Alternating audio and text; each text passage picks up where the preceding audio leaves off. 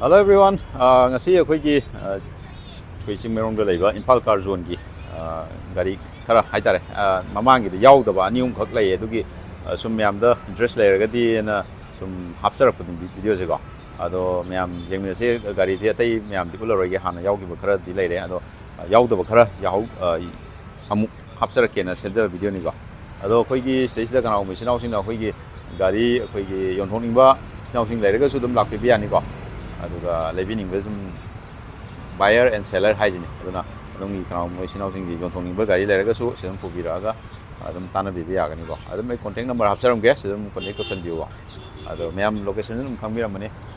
akhoi gi ha sidi majo hub ki opposite dum haire aduga bisal gi singmerong gi bisal do adugi na adum akhoi gi makharo me kitang chalaga dum leire go silai bisal je ure ko myam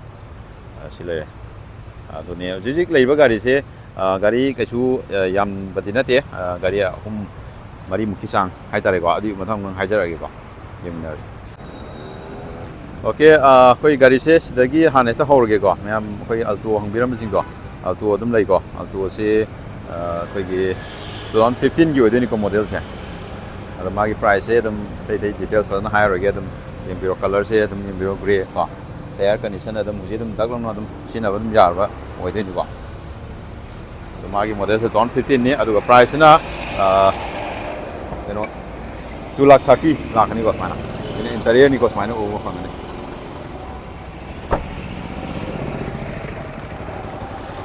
yo koi manipur number ni ko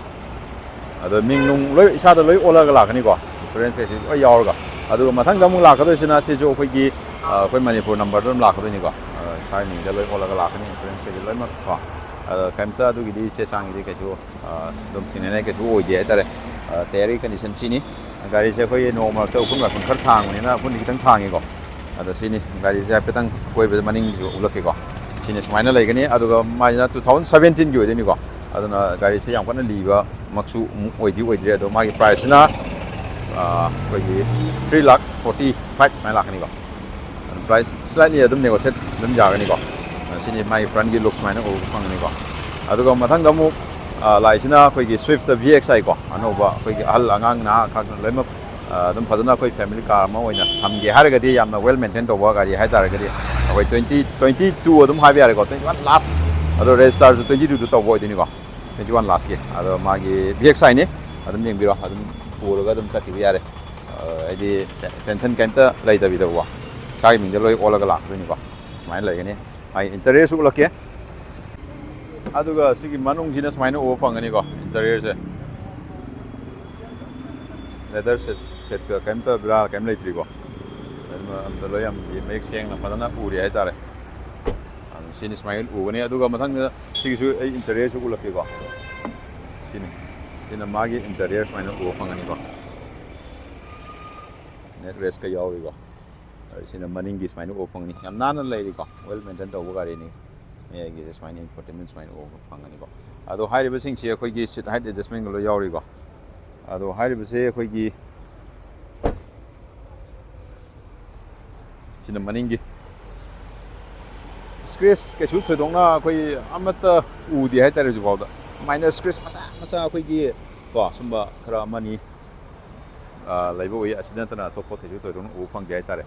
ado bijari ba contact number se dum contact option biro adugi maman dum negotiate slightly ko to ya ni na dum tana biro aduga yeng biro ai tare ado ngasi gi di video se samlapa yam kana ju sangdre sigi matung gari akoi amma amusara ke sisu leire ko si mamang gi awre ko tia ko ni si dum gari di body di link mani ko body gi hare gi si dum condition to ye aduga well phigi Hyundai gi warna hai tare ko na do ni si dum yeng bi ko si price screen ma hapsara gi ko there is mine o phangani ko leather set na tas mine lakani sini sigi samlapa phigi yellow ida lakani teri condition ko mine o projector ni ko headlamp si alto si lady adam yam salona ring tausan biro contact number hapsaram ne sedum contact option biro ko ado ngasi gi dispai him lo senjar ge ko mya